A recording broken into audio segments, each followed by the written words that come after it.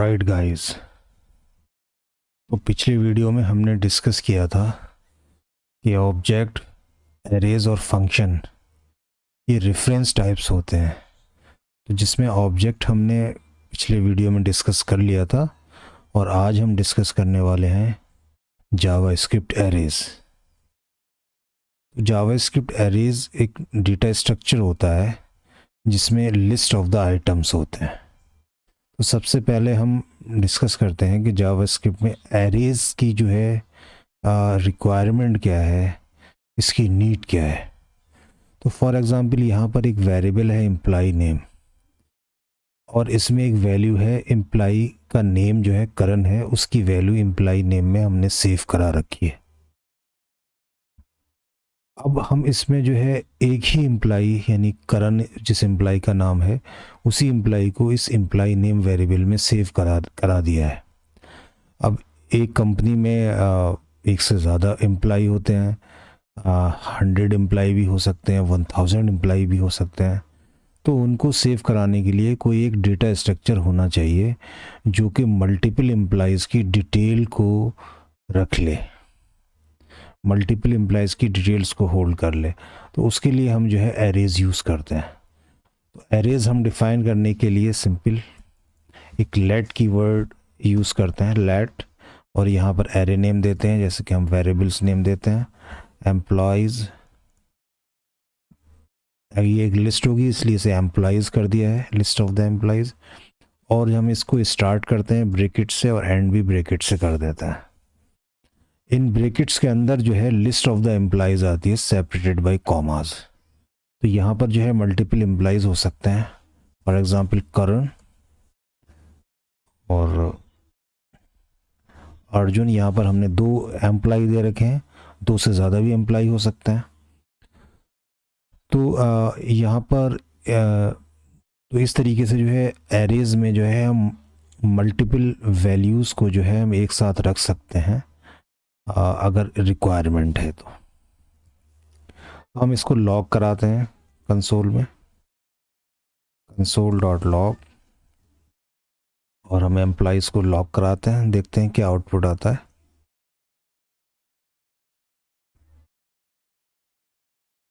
हमने इसको रन कराया और इसका आउटपुट करण और अर्जुन, एक एरे आउटपुट दे दिया जिसमें 2 वैल्यूज़ हैं, पहली करण है दूसरी अर्जुन है।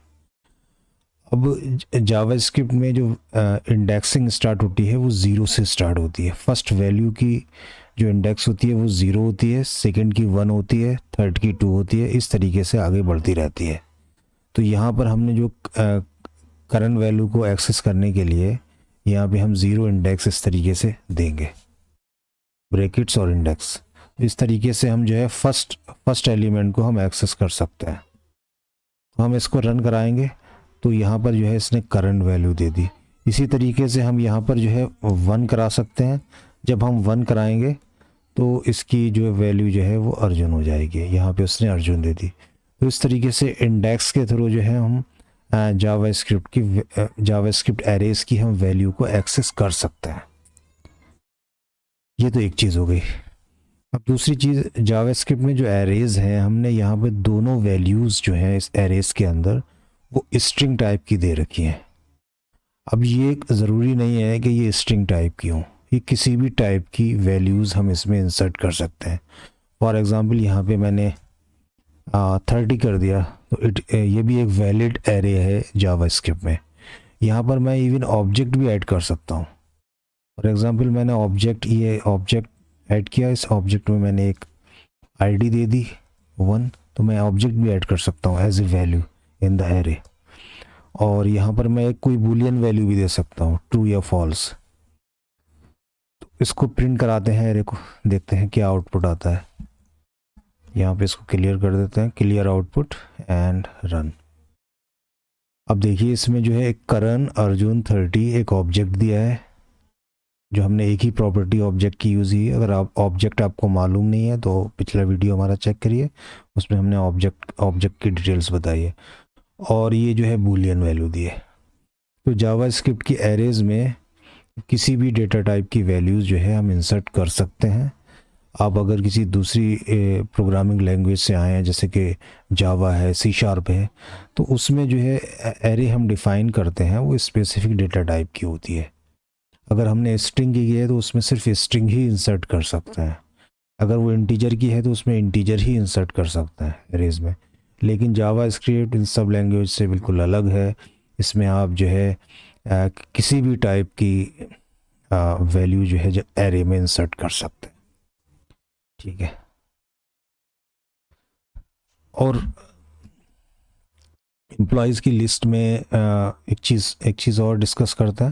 तो एम्प्लॉयज़ की लिस्ट में जो है हम जैसे मैंने बताया कि हम ऑब्जेक्ट भी इंसर्ट कर सकते हैं। तो मैंने यहाँ पर इसको हटा देते हैं, यहाँ से यहाँ तक, यहाँ हटा देते हैं। मैंने यहाँ पे सिर्फ एम्प्लॉय का नेम दे रखा है, करण और अर्जुन, और मैं चाहता हूँ कि एक पूरा ऑब्जेक्ट दे दूँ, वो भी मैं दे सकता हूँ इसमें। जैसे कि मैंने बताया,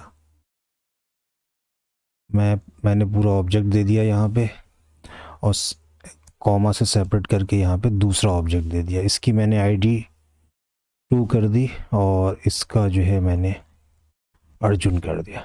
ठीक है। तो ये 2 वैल्यूज़ हो गई एम्प्लॉय एरे में। तो इस तरीके से जो है हम ऑब्जेक्ट को भी एरेज में ऐड कर सकते हैं, और वो एरेज में ऐड कर सकते हैं ताकि जो है मल्टीपल एम्प्लॉयज़ की डिटेल्स विद मल्टीपल की पेयर वैल्यू, मल्टीपल प्रॉपर्टीज़ के साथ हम एरे में सेव करा सकते हैं। फॉर एग्जांपल ये एम्प्लॉय 1 की डिटेल है जिसमें एम्प्लॉय की आईडी है, नेम है, एज है।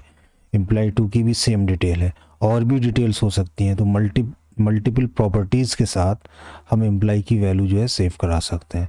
और इसको हम एक्सेस कैसे करेंगे? फॉर एग्जांपल हमने एम्प्लॉय 1 का नेम हमें एक्सेस करना है। तो इसके लिए जो है हमें, क्योंकि ये फर्स्ट वैल्यू है, फर्स्ट वैल्यू की इंडेक्स हमने बताई थी क्या होती है, 0 होती है।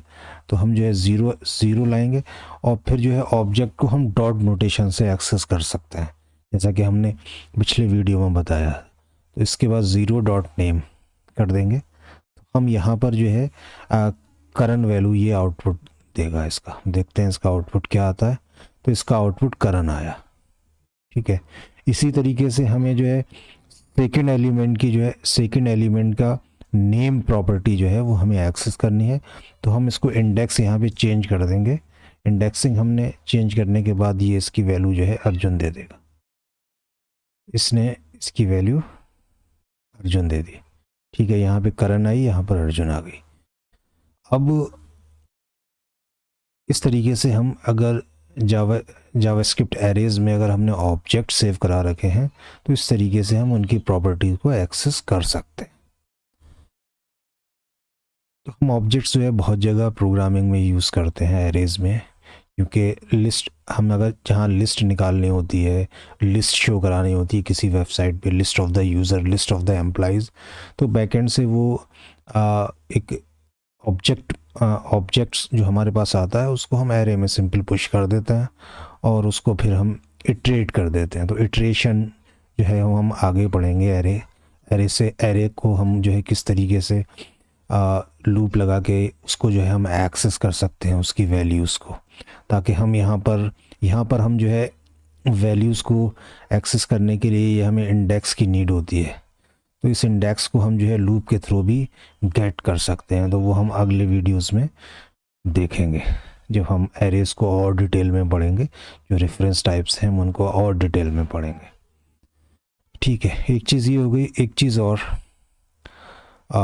देखते हैं इसका टाइप क्या होता है एरे का, जो कि अक्सर आप कहीं भी जाएंगे आपको से पूछा जाता है। टाइप ऑफ एम्प्लॉयज़, इसका डेटा टाइप क्या होगा एरे का? एरे का डेटा टाइप क्या होता है? तो इसका आउटपुट देखते हैं क्या आता है। इसका आउटपुट ऑब्जेक्ट आया। तो ये है तो एरे, हमने डिफाइन तो एरे की है, ऑब्जेक्ट तो नहीं किया है, लेकिन इसका जो आउटपुट ऑब्जेक्ट आया। तो जावा स्क्रिप्ट में टेक्निकली एरे भी एक ऑब्जेक्ट ही होता है। ठीक है। उसको हम जब एरे को डिटेल में पढ़ेंगे तब चीज़ें आपको समझ में आएंगी कि एरे ऑब्जेक्ट क्यों होता है। लेकिन अभी जो है प्रोग्रामिंग पॉइंट ऑफ व्यू से आप समझ लीजिए कि हम एरे को इस तरीके से डिफाइन करते हैं। इंटरनली टेक्निकली एरे एक ऑब्जेक्ट है जावास्क्रिप्ट में। ठीक है, तो ये एरे से रिलेटेड कुछ बेसिक हो गए। तो अगले वीडियोस में हम जो है अगली वीडियो में हम फंक्शन पढ़ेंगे, फिर इसके बाद कंस्ट्रक्टर और दूसरी चीज़ें पढ़ेंगे। तो अब आप जो है बने रहिए हमारे साथ, और बने कैसे रहना है आपको सब्सक्राइब करके। अगर सब्सक्राइब कर दिया है तो लाइक कीजिए, शेयर कीजिए, कमेंट कीजिए। मिलते हैं अगले वीडियो में।